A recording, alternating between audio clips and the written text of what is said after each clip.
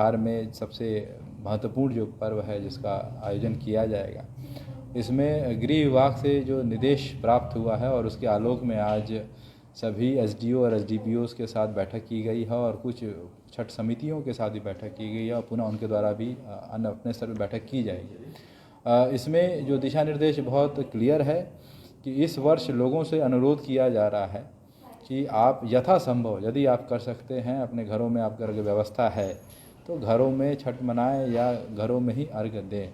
यदि आपके पास व्यवस्था नहीं है तो आप नियरेस्ट, चाहे वो तालाब हो जहाँ पे व्यवस्था प्रशासन के द्वारा और छठ समिति के द्वारा की जाती है, उनके द्वारा किया जाएगा, वहाँ आएँ, या फिर जो घाट है वहाँ आ सकते हैं। लेकिन पुनः अनुरोध यही होगा कि उसमें कम से कम लोग आएँ, खासकर जो बुजुर्ग हैं परिवार के, जो बच्चे हैं, उनको नहीं लाया जाए ताकि उनको संक्रमण का खतरा नहीं हो। सभी लोगों से अनुरोध ये भी है कि मास्क ज़रूर लगाएं। किसी भी तरह का मेला का आयोजन कहीं पे भी अलाउ नहीं किया जाएगा छठ के अवसर पे, क्योंकि ये शुद्ध रूप से हमारा एक धार्मिक आस्था का पर्व है। तो वो धार्मिक आस्था से संबंधित जो भी कर्मकांड हैं उसको कंप्लीट करके वापस घर जाएं। वहाँ पर किसी भी तरह से मेला या खाद्य पदार्थ का सेवन नहीं करें। आज छठ समितियों को भी यही संदेश दिया गया कि उनके द्वारा उनकी जवाबदेही होगी वहाँ पर सैनिटाइजेशन का व्यवस्था करना, लोगों के लिए सुरक्षित छठ वहाँ पे आयोजन कराने का व्यवस्था उनके लिए किया जाएगा।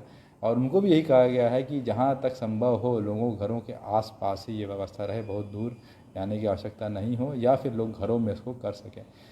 साथ ही आज जितने नगर निकाय हैं और बाकी उनको भी जिम्मेदारी दी गई है कि साफ़ सफाई रखने का और सैनिटाइजेशन का व्यवस्था वहाँ पे करेंगे।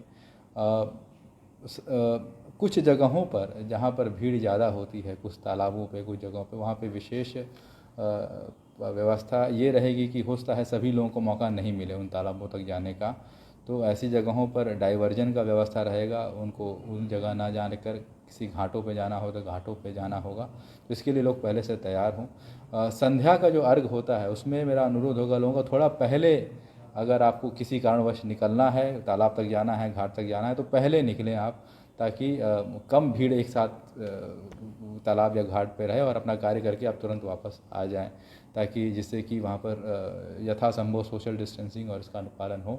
अक्सर हम लोगों की एक परिपाटी रही है छठ में प्रसाद बांटने का। मेरा अनुरोध होगा लोगों से कि इस वर्ष कोरोना को देखते हुए आप सार्वजनिक प्लेस पे आप सार्वजनिक रूप से प्रसाद ना बांटें। आप लोगों को घर पे इनवाइट करते हैं वो अलग बात है, वो आप ज़रूर दे सकते हैं, लेकिन सार्वजनिक जगहों पर प्रसाद बांटना एवं किसी तरह का भोज, किसी तरह का सांस्कृतिक कार्यक्रम इस वर्ष अलाउड नहीं होगा। कोरोना का खतरा अभी भी बना हुआ है, यद्यपि गया में अभी काफ़ी कंट्रोल में है, लेकिन पुनः हम लोगों को सतर्क रहने की ज़रूरत है।